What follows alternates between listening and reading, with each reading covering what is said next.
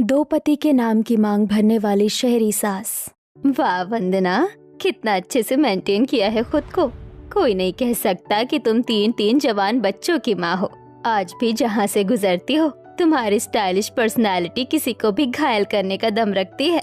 तभी दरवाजे पर दस्तक होती है और वंदना सिर पर टॉवल लपेटे हुए थोड़ा सा दरवाजा खोलकर देखती है। बाहर उसके पति मनोज खड़े होते हैं। वंदना उन्हें बाहर ही रोक देती है। चलो भाई, देर हो रही है और अभी तक तुम्हारा मेकअप तक नहीं खत्म हुआ। अरे आपको भी जरा सब्र नहीं है शर्मा जी। आप जानते तो हैं कि लड़कियों को तैयार होने में वक्त लगता है। आप चलिए, मैं बाल संवार कर आती हूँ। आप अब लड़की नहीं है वंदना जी, महिला हैं। वैसे बालों में क्या खास करना है आपको? हाँ, हमेशा की तरह बोरिंग कट स्टाइल में संवार कर आ जाओगी। उसमें समय कितना ही लगता है। अब आप ही मुझे तैयार नहीं होने दे रहे हैं शर्मा जी। आप जाइए, मैं बस 5 मिनट में आती हूँ। मनोज कुछ कहने के लिए मुंह खोलता है कि वंदना जल्दी से दरवाजा बंद कर देती है और फिर से आईने के सामने आकर खड़ी हो जाती है। टॉवल को बालों से निकालकर वो बालों में ब्रश करती है और सामने के कटे बालों को पीछे की ओर पिन से अटैच कर देती है। चलो, बाल तो सुलझ गए, अब सिंदूर लगाने की बारी।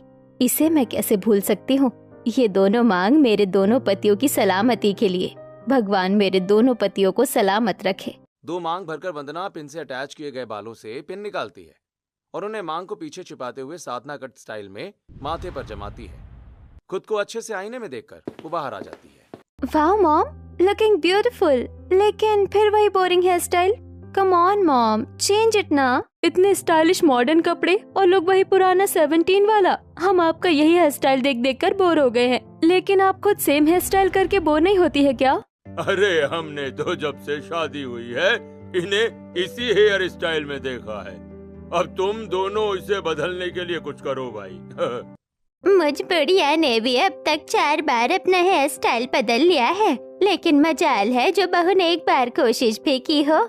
बस मम्मी जी ही बाकी थी सुनाने के लिए। सबको मेरे हेयर स्टाइल से इतना प्रॉब्लम क्यों है? वैसे ये सच है कि इस बोरिंग हेयर स्टाइल में मैं खुद भी पक गई हूँ, लेकिन क्या करूँ, 2 मांग को इन सब से छुपा कर जो रखना पड़ता है मुझे। कहाँ खो गई मैडम? अच्छा माँ, हम चलते हैं। जिया और सिया, दादी जी का ध्यान रखना। वंदना और मनोज ऑफिस के एक कलीग के बेटे की एंगेजमेंट पार्टी में जाते हैं। वहाँ पर सभी वंदना की स्टाइलिश ड्रेसिंग की खूब तारीफ करते हैं। भाई मैं तो तुम्हारी फैन हूँ वंदना। तुमने तो अपने आप को इतना मेंटेन करके रखा है कि अपनी उम्र से 10 साल छोटी लगती हो तुम। बस ये हेयर स्टाइल थोड़ा बदल दोगी ना, फिर तो गजब ही ढाओगी। ये बात तो सच है, बस आपका ये साधना कट हेयर स्टाइल आपकी स्टाइलिश पर्सनालिटी पर बिल्कुल भी सूट नहीं करता है। लो, यहाँ भी वही सुनने को मिल रहा है। अब मैं कैसे बताऊँ कि मैं क्यों ऐसा हेयर स्टाइल करती हूँ। काश मेरे 2 पति ना होते और मुझे ये 2 मांग भरने का झंझट ना पालना पड़ता। वंदना और मनोज पार्टी से देर से वापस आते हैं। सौरभ, जिया, सिया और गीता खाना खाकर सो चुके होते हैं। 2 दिन के बाद वंदना किसी से फोन पर बात करती है और कमरे में आकर तैयार होती है। तैयार हो गई मैं, बस अब 2 मांग भरना बाकी है। सजना है मुझे सजना के लिए। 2 मांग भरने के बाद वंदना बालों को फिर से आगे कर लेती है और खूब अच्छे से तैयार होती है। वो घर से निकलने वाली ही होती है कि हॉल में बैठकर टीवी देख रही गीता उससे पूछ लेती है, इतनी धूप में कहाँ जा रही हो बहू? किटी है क्या आज? किटी नहीं है मम्मी जी, मैं अपनी एक फ्रेंड से मिलने जा रही हूँ। मैंने पूरा खाना बनाकर रख दिया है और आपकी दवाइयाँ भी निकाल कर रख दी है। सिया कॉलेज से आकर आपको खाना गर्म करके दे देगी, आप दवाई याद से ले लेना। ये कहकर वंदना पर्स झुलाते हुए निकल जाती है। वंदना मॉडर्न और स्टाइलिश जरूर थी, लेकिन पूरा घर बड़ी जिम्मेदारी से संभालती थी। किसको क्या पसंद है, क्या ना पसंद है, हर छोटी बड़ी बात की उसे पूरी खबर होती थी। कुछ दिन के बाद पूरा परिवार हॉल में बैठा होता है और गीता सबको खुशखबरी सुनाते हुए कहती है, आज सीमा का फोन आया था। अगले महीने हमारे रोहित की सगाई है, हम सबको जाना है। तुम लोग तैयारी करना शुरू कर दो। वैसे 1-2 दिन में वो खुद ही आने वाली है सगाई और शादी का न्योता देने के लिए। ये तो बड़ी खुशी की खबर है मम्मी जी, हम सब इंदौर जरूर जाएंगे। आखिर आपके पहले नाती और हमारे पहले भांजे की सगाई जो है, क्यों जी? बिल्कुल भाई, हम सब जाएंगे सगाई में। इकलौती बहन का बेटा है, जाना तो बनता है। वैसे अब हमें सौरभ की शादी का भी सोचना चाहिए। 28 साल का हो गया है अब। हाँ मम्मी जी, ठीक कह रही हैं आप। अब सोचना तो चाहिए। आप रिश्ते बताने वाली लता चाची से कहिए, वो जरूर कुछ अच्छे रिश्ते बताएंगी हमारे सौरभ के लिए। अरे कोई उससे तो पूछो जिसकी शादी के मंसूबे बांध रहे हो। देखो तो भैया कैसे शर्मा रहे हैं। तो भैया फिर हम इसे आपकी हाँ समझे, जैसे फिल्मों में हीरोइन शादी के नाम पर शर्मा जाती है और सब इसे उसकी हाँ समझ लेते हैं। सौरभ शर्मा कर अंदर चला जाता है और कुछ देर बातें करने के बाद सभी अपने अपने कमरों में चले जाते हैं। अगले दिन सौरभ वंदना और मनोज के पास आता है और वंदना का हाथ पकड़कर कहता है, मम्मी आपको मेरी कॉलेज वाली फ्रेंड वो रीना याद है? हाँ हाँ बिल्कुल याद है। तुम कॉलेज खत्म होने के बाद अपने फ्रेंड्स को लेकर घर आए थे, उसमें वो भी थी। मुझे अच्छी तरह याद है। वो सीधी सादी सी बड़ी प्यारी लगी थी मुझे तो। क्या हुआ उसे? मैं उसे पसंद करता हूँ मम्मी, लेकिन वो बहुत गरीब घर से बिलोंग करती है। हमारे और उनके फाइनेंशियल स्टेटस में तो जमीन आसमान का अंतर है। अच्छा, इसीलिए हमें बताते समय हिचकिचा रहे थे तुम। तो क्या हो गया कि वो एक गरीब परिवार से है? मुझे तो कोई प्रॉब्लम नहीं है, और जहाँ तक मैं समझती हूँ तुम्हारी दादी और पापा को भी इससे कोई परेशानी नहीं होगी। क्यों जी? अरे भाई, प्यार किया है तुमने तो फिर ये अमीर गरीब का फर्क कहाँ से आ गया बीच में? हाँ, तुम्हारी मम्मी और मैंने भी देखो लव मैरिज की थी, और देखो आज हम एक दूसरे के साथ कितने खुश हैं। हमारी तरफ से तो भाई हाँ है। तुम कल ही उसे दादी जी से मिलवाने लेकर आ जाओ, फिर हम आगे की बातें उसके मम्मी पापा के साथ करेंगे। सौरभ खुश हो जाता है और ये खुशखबरी फोन पर रीना को सुना देता है। अगले ही दिन सादी सी साड़ी में लिपटी हुई छुई मुई सी रीना सबसे मिलने शर्मा निवास में आती है। सिया और जिया खुशी से उसका स्वागत करते हैं। रीना सब बड़ों के पैर छूकर मुंह नीचे करके सोफे पर बैठ जाती है। भाई आजकल के जमाने में भी इतनी शर्मीली लड़कियां होती है, विश्वास ही नहीं हो रहा है। वैसे सौरभ ने बहुत सुंदर लड़की को चुना है अपने लिए। अपने बारे में कुछ बताओ बेटा, और देखो शर्माओ मत। जैसे सिया और जिया है वैसे ही तुम हो हमारे लिए। रीना अपने और अपने परिवार वालों के बारे में सब कुछ बताती है। बात करते हुए उसका ध्यान वंदना की हेयर स्टाइल और स्टाइलिश कपड़ों पर ही होता है। वो मन ही मन सोचती है, सौरभ जी, मम्मी जी कितनी स्मार्ट और सुंदर हैं। कपड़े भी एकदम मॉडर्न टाइप के पहने हैं, लेकिन ये उनका हेयर स्टाइल कुछ पुराने तरीके का नहीं है, एकदम बच्चों जैसा। शायद आज किया होगा ऐसा। कुछ दिन के बाद पूरा परिवार रीना के घर रिश्ता लेकर जाने वाला होता है। उसकी ननद सीमा भी आई होती है और वो भी उनके साथ चलने के लिए तैयार होती है। वंदना अपने कमरे में तैयार होने जाती है और अंदर से कमरा बंद कर लेती है। इस ड्रेस में कितनी यंग लग रही हूँ मैं। काश मैं इस पर कोई अलग हेयर स्टाइल कर पाती। पूरे बाल पीछे करके तो लुक और अच्छा दिख रहा है, लेकिन हाय रे, ये दो पतियों का झंझट जो पाल रखा है मैंने। 2 मांगों को छुपाना भी तो है मुझे। वंदना खूब अच्छे से तैयार होकर बाहर आती है, लेकिन फिर से उसी एक सवाल से घिर जाती है। अब की बार तो उसकी ननद सीमा भी थी उसको सलाह देने के लिए। भाभी कुछ भी हो जाए, चाहे धरती फट जाए या आसमान गिर जाए, लेकिन आप अपनी हेयर स्टाइल कभी नहीं बदलोगी। कोई बीच में प्रतिज्ञा ली है क्या आपने? यही समझ लो, मैं तो अपनी हेयर स्टाइल शायद ही कभी बदलूंगी, इसीलिए मुझे बोलना बेकार है। ये तो मानने से रही, बच्चों की शादियों में बदले तो बदले, लेकिन उसका भी कोई भरोसा नहीं। फिर तो आप रोहित की सगाई और शादी में भी ऐसी ही हेयर स्टाइल बना कर आएगी भाभी। प्लीज भाभी, ऐसा गजब मत करना। मैं भले ही आपके बेटे की सगाई शादी में ना आऊँ, लेकिन थोड़े से के लिए अपने दोनों सुहागों से समझौता कभी नहीं करूँगी। मेरे दोनों ही पति मेरी लाइफ लाइन है। सभी लोग रीना के छोटे से घर में पहुंचते हैं। घर की हालत बहुत ज्यादा खराब होती है। उनकी गरीबी देखकर वंदना कहती है, आप लोग किसी की भी बात का कोई टेंशन मत लेना, शादी का पूरा खर्च हम उठाएंगे। हमें बस आपकी प्यारी सी बेटी ही चाहिए। क्यों मम्मी जी? हाँ हाँ बिल्कुल। अब बस जल्दी से शादी की तारीख निकाल लेते हैं और तैयारियां शुरू कर देते हैं। सारी बातें तय हो जाती हैं। आज भी वंदना का बच्चों जैसा हेयर स्टाइल देखकर रीना को अचरज होता है। सबके जाने के बाद वो अपनी माँ से कहती है, मम्मी, ये मम्मी जी हमेशा ऐसे ही बाल क्यों रखती होंगी? कपड़े तो बड़े अच्छे पहनती है, लेकिन बाल? इतनी अच्छी सास है तुम्हारी, उस पर ध्यान दो जरा। ये क्या उनके बालों को लेकर बैठ गई हो? कितने प्यार से बात करती हैं। पैसे का तो जरा घमंड नहीं है उनमें। रीना को भी मम्मी की बात जचती है और वो फिर इस बारे में नहीं सोचती। इसी तरह शादी का दिन भी आ जाता है। वंदना और मनोज अपने कमरे में तैयार हो रहे होते हैं। सुंदर सी साड़ी में सजी वंदना को देखकर मनोज कहता है, अरे वाह भाई वाह, आज तो आप गजब ढा रही हैं मैडम। अरे बाल तो संवार लीजिए। अभी तो मैंने बस साड़ी ही पहनी है, अभी मेरी मेकअप आर्टिस्ट आएगी, वो मुझे पूरा तैयार कर देगी। देखिए भाई वंदना जी, इतना भी सुंदर मत दिखना कि कोई मनचला आपको हमसे छीन कर ना ले जाए। हे भगवान, 2 पति क्या कम है जो मैं तीसरे के बारे में सोचूंगी भी? ना बाबा ना, 2 ही काफी है। अच्छा बाप बाहर की व्यवस्था देखिए, मेरी मेकअप आर्टिस्ट आती ही होगी। मनोज खुशी खुशी बाहर चला जाता है और थोड़ी देर में मेकअप आर्टिस्ट सुजाता आ जाती है। वंदना को ऊपर से नीचे तक निहारने के बाद वो सीटी बजाते हुए कहती है, वाह आंटी, आज तो साड़ी में भी आप बिजलियाँ गिरा रही हैं। आपकी बहू को तो आपसे कॉम्प्लेक्स आ जाएगा। चलिए मैं आपका मेकअप कर देती हूँ। थैंक यू सुजाता, ये तुम्हारा कमाल है। मैं हर बार तुम्हारे टिप्स ही तो फॉलो करती हूँ। सुजाता वंदना का मेकअप कर देती है और उसके बालों को हाथ लगाकर कहती है, चलिए आंटी, अब मैं आपके हेयर स्टाइल भी कर देती हूँ। अरे नहीं, ये ऐसे ही ठीक है, तुम जाओ अब। वंदना के बर्ताव से सुजाता हैरान रह जाती है और चुपचाप चली जाती है। उसके जाते ही वंदना गहरी सांस लेती है और दरवाजा अंदर से बंद करके बाल ऊपर उठाकर अपनी दोनों मांग में भरा सिंदूर देखती है। आज तो मेरी पोल खुलते खुलते बची है। हे भगवान, ये कैसी परीक्षा है मेरी। आखिर कितने दिन मुझे लोगों से ये राज छुपा कर रखना पड़ेगा कि मेरे 2 पति हैं, इसीलिए मैं 2 मांग भरती हूँ।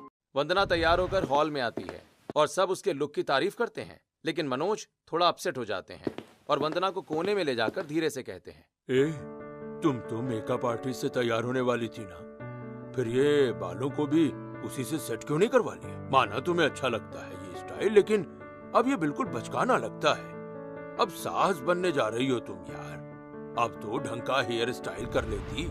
तुम मेरा मूड खराब मत करो प्लीज, और मैं ये हेयर स्टाइल तब तक नहीं बदलूंगी जब तक क्या?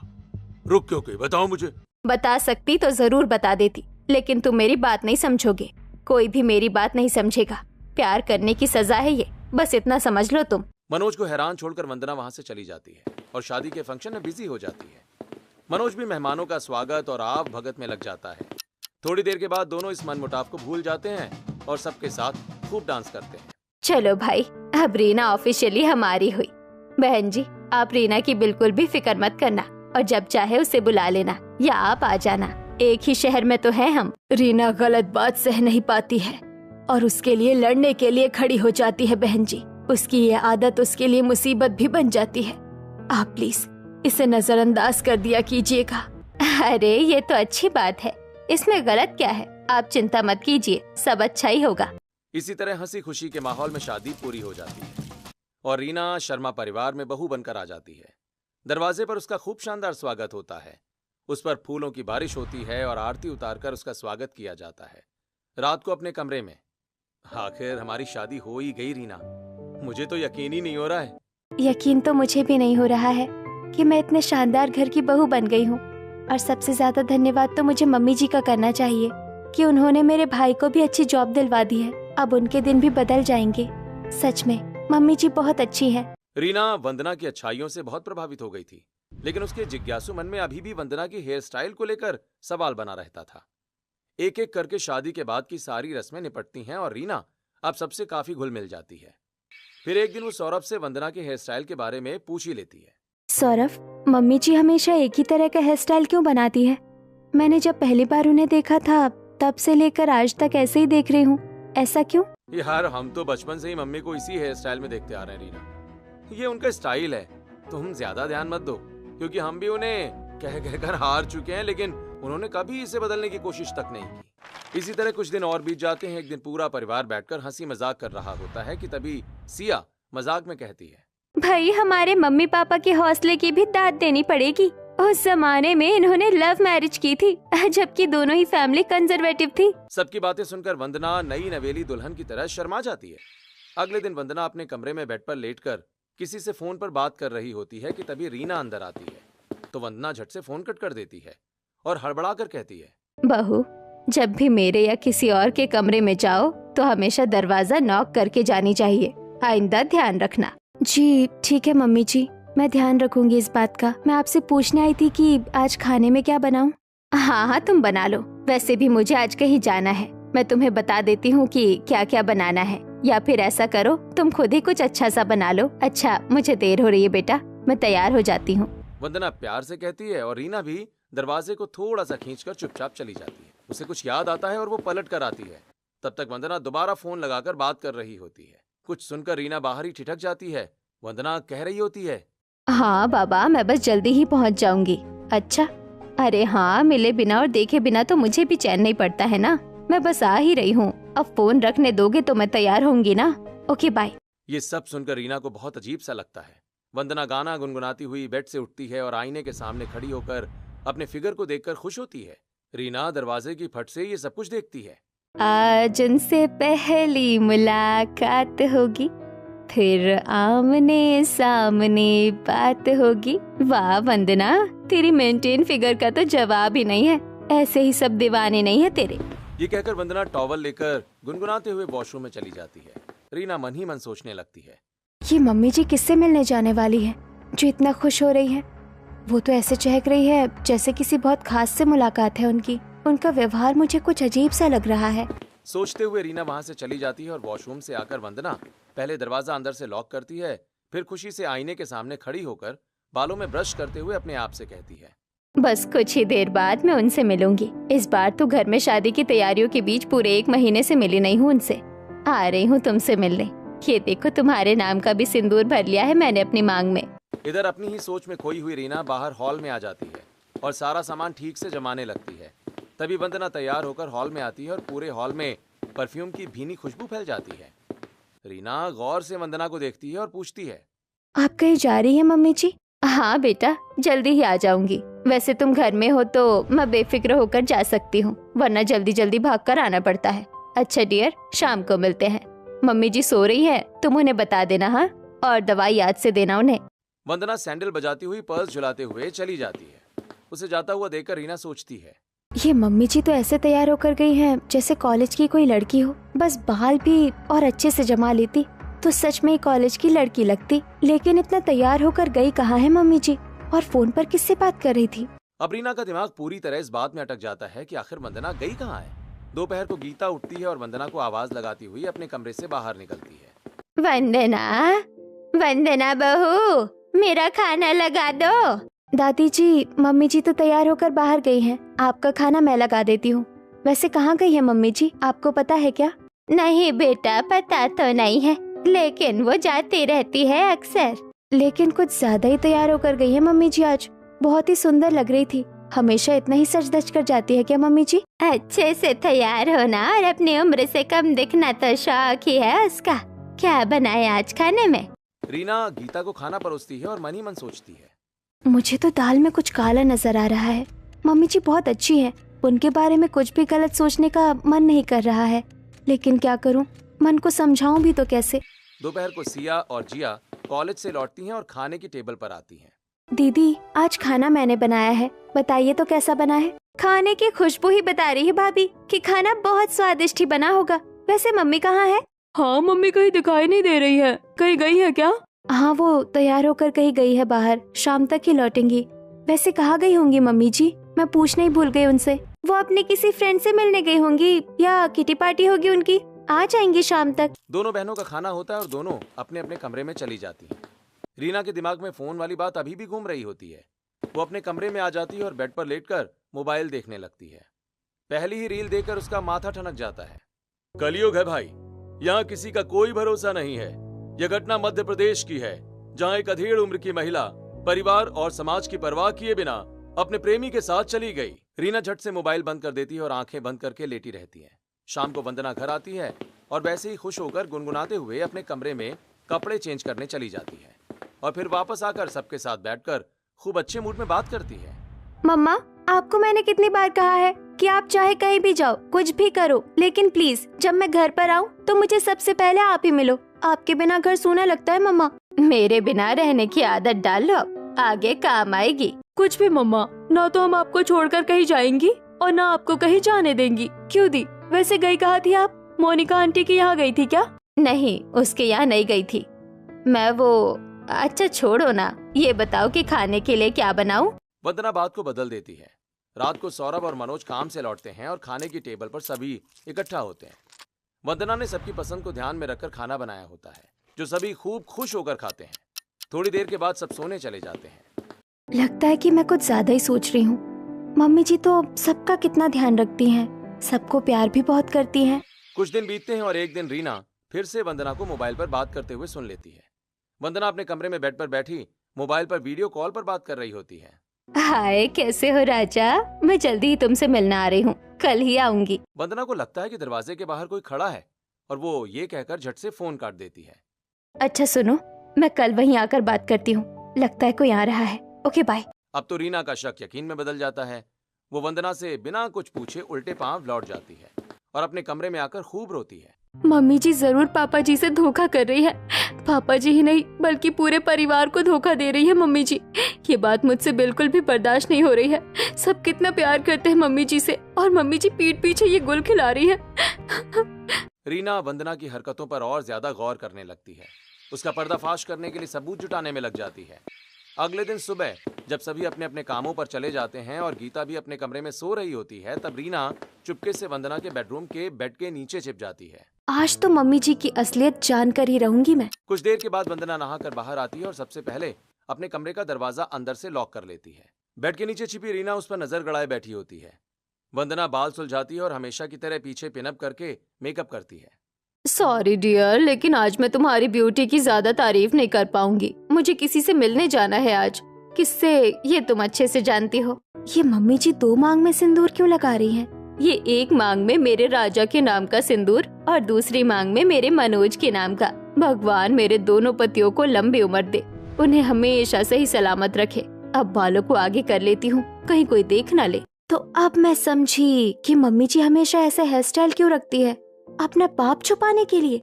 बालों को हमेशा की तरह जमाकर वंदना पूरी तरह तैयार हो जाती है और कमरे से बाहर चली जाती है। पीछे से रीना भी चुपचाप निकलकर हॉल में आ जाती है। अरे कहाँ थी तुम बेटा? मैंने सब दूर तुम्हें ढूंढ लिया। अच्छा, मैं किसी जरूरी काम से बाहर जा रही हूँ, तुम सबका ध्यान रखना, ठीक है? ठीक है मम्मी जी। आपको तो मम्मी जी कहने का मन ही नहीं कर रहा है। आप इस हद तक गिर सकती है, मैं सोच भी नहीं सकती। मैं आपको क्या समझती थी और आप क्या निकली मम्मी जी। आज तो मैंने अपनी आंखों से सब कुछ देखा और कानों से सुना है। वंदना चली जाती है और रीना अब उसका राज सबके सामने लाने की मुहिम में जुट जाती है। अब उसे वंदना से नफरत सी होने लगती है। रात को सब बैठकर बातें करते हैं। तब सिया, तुम्हारी एग्जाम कैसे हुई बेटा? और तुम वो ड्राई फ्रूट्स के लड्डू खा रही हो ना?